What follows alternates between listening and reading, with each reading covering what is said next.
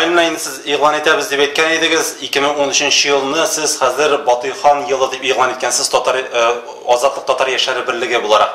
Қойдан бұл фикір келді? Аңлатып кетіңіз әлі. Міне, біздің милләтебезгә берләшү һәм консолидация кирәк соң арада. Һәм дә берләшү символларын эзли башладык без, әйме?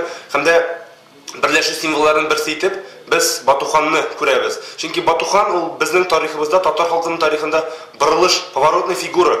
Нәрсә белән поворотный фигура? Ул Батухан елы Алтын Урда дәүләтен төзегән кеше. Алтын Урда белгәнебезчә татар тарихында гомум бөтен дөньяда иң бийек татар дәүләте дип санала. Ул иң алдынгы, иң цивилизацияланган, иң алга юнәлешле дәүләт. Вот шул.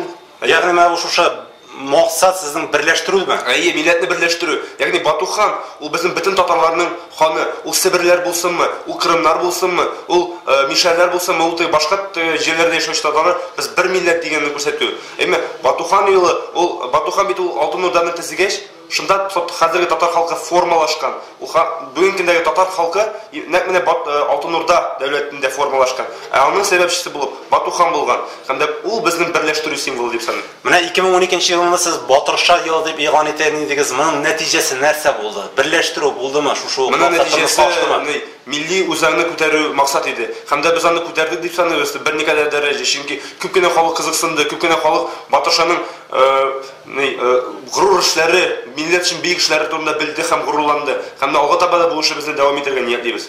Менә бит сезнең менә шушы ниятегезне кайбер интернет сайтлары республикадагы халыкларны бүлгәләүгә китерә дип әйтә. Бу фикергә ничек карыйсыз? Бу фикер ялгыш фикер, аны махсус чыгаралар безне түбәнсетер өчен. Мин шуны әйтәм, татар халкы үзенең бийек каһарманнарын, батырларын белергә тиеш. Алардан без бер дә ялырга тиеш түгел, алар беркемнән дә ким түгел. Шуңа күрә без бу шәхесне күтәрүдән бернинди начарлык да күрмибез. Беләсезме, Батуханның яулап алуын әйме, аны аңларга кирәк шулай. Ул яулап, гади яулап алуына түгел. Ул беренче яратта безнең максатларыбызның берсе әйме, ул менә Чечняга бит гаскәрләрне кертеләр вакытында, аны конституцион тәртип салу дип әйттеләр әйме безгә.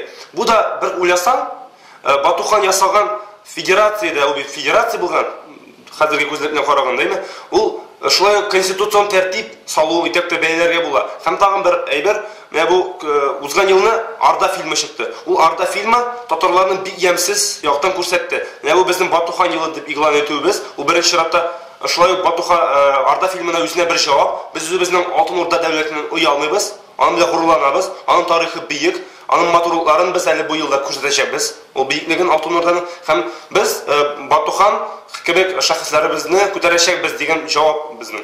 Инде килеп менә шушы ел уңаеннан нәрсәләр эшләргә планлаштырасыз?